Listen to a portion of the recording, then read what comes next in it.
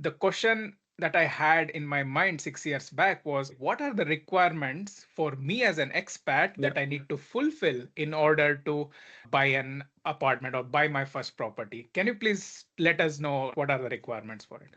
Yeah, definitely. Our company did the financing for your property like Exactly. 4 or 5 years ago back. So then we just found it Super. out now. That was a very funny Yeah, coincidence. The world is small sometimes. true. Yeah. We realized finance was done from your company. Yeah.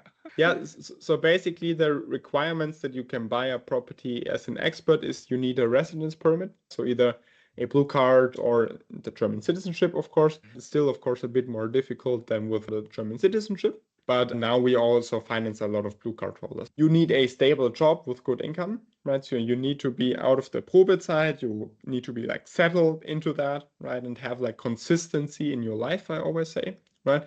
And of course, a decent salary. So I always say like 60,000 plus, right? It's like when it is, yeah, easily financeable, like most of the times. Of course, you shouldn't have too many high expenses, right? Then the bank will also say, okay, no, you're not getting a loan, right?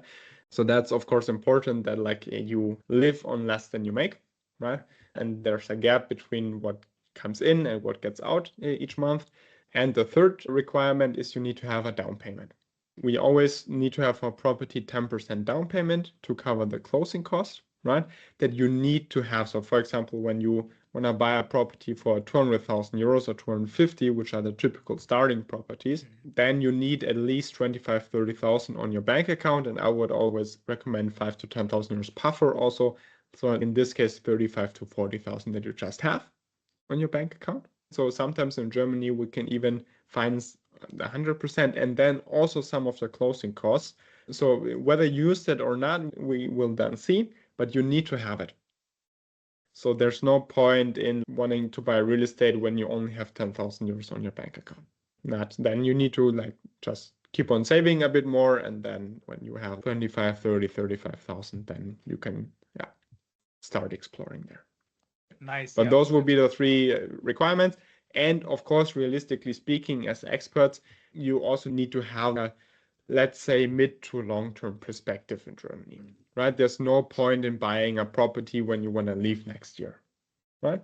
Yes, of course, that's possible, right? But you can also sell after a year or two, but there's 10% closing costs. So there's only doing it for 1 year is not really worth like initiating that. When I would say when you have like at least 5-year perspective in Germany, then it's okay. 10 years is optimal because after 10 years you can sell completely tax-free in Germany. Then you have a sort of settled and stabilized life here that, okay, for the next couple of years, I'm going to be here. I know that nobody can see the entire future and plan, and you always don't know where you're going to be, but it needs to be that midterm perspective and that a bit of a settled life in Germany. Nice. Thanks for clarifying on that.